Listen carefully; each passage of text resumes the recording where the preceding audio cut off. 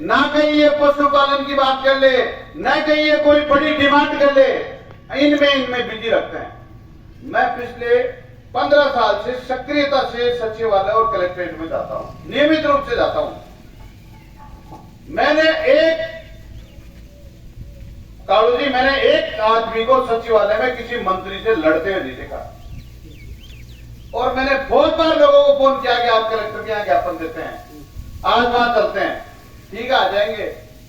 हद मार के 2, 4, 5 लोगों को जबरदस्ती ले जाते हैं। ये किसकी कमी है? ये हमारी कमी है। आज हम दूसरों को दोष तब दें जब हम कुछ करें। हम लड़ ही नहीं रहे हमारे अधिकारियों के लिए।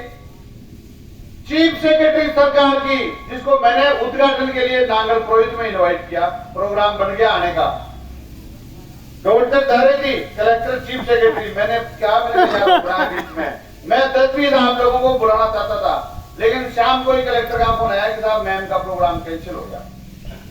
फिर मैंने प्रोग्राम लिया समापन के दिन चंदवाजी का, चीफ सेक्रेटरी को वहां बुलाया।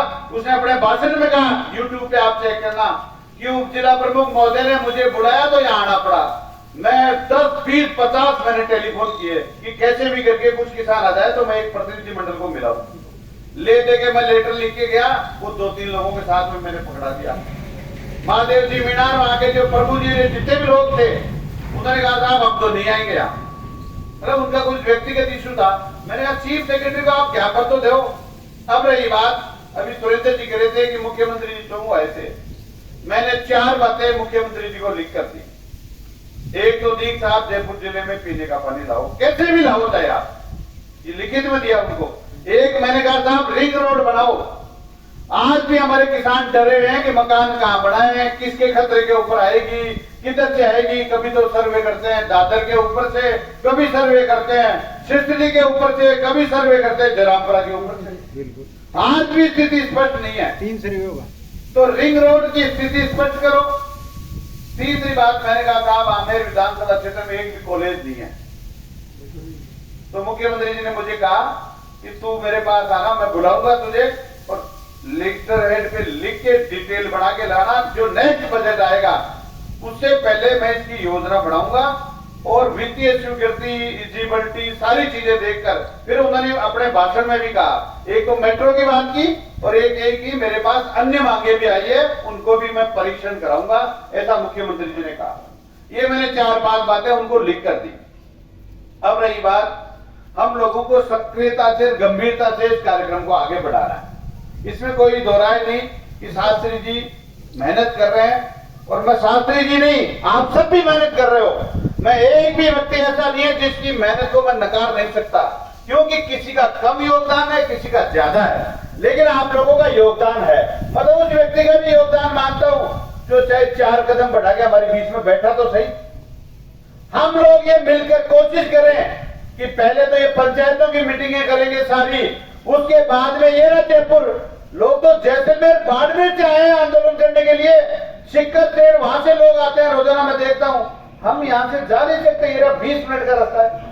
1 दिन जाएंगे, 2 दिन जाएंगे, 5 दिन जाएंगे, 10 दिन जाएंगे और चुका देंगे उनको। और मैं लेके देता हूं आपको टाइम, 25 तारीख को मीटिंग आएगी, उससे पहले मैं टाइम सेट करूंगा और आप लोग आना। सबसे पहले तो महेश जोशी जी से मिलते हैं कि भैया ये क्या खड्डे खोद के पाइप डाल दिया, हमारे यहाँ तो पानी नहीं है। अरे पानी नहीं है तो पाइपों में पानी आएगा कहां से? ये सच है बिल्कुल।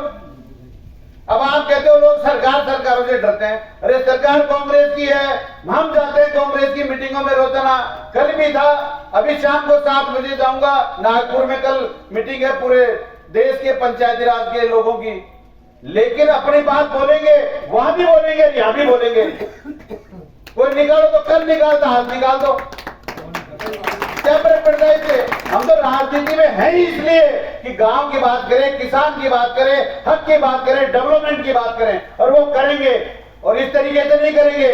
आप देखना, सड़क पे बैठेंगे, सिक्कर रोड को जाम करेंगे, कलेक्ट्रेट सर्किल पर जाकर बैठेंगे और टेंट लगाकर वहां बैठेंगे। अगर हमारी बातें नहीं मानी जाएगी तो लोकतांत्रिक तरीके से विरोध करेंगे, नहीं मानेंगे तो वो तमाम हथियार अपनाएंगे, तरीके अपनाएंगे जो तरीके अपनाने चाहिए।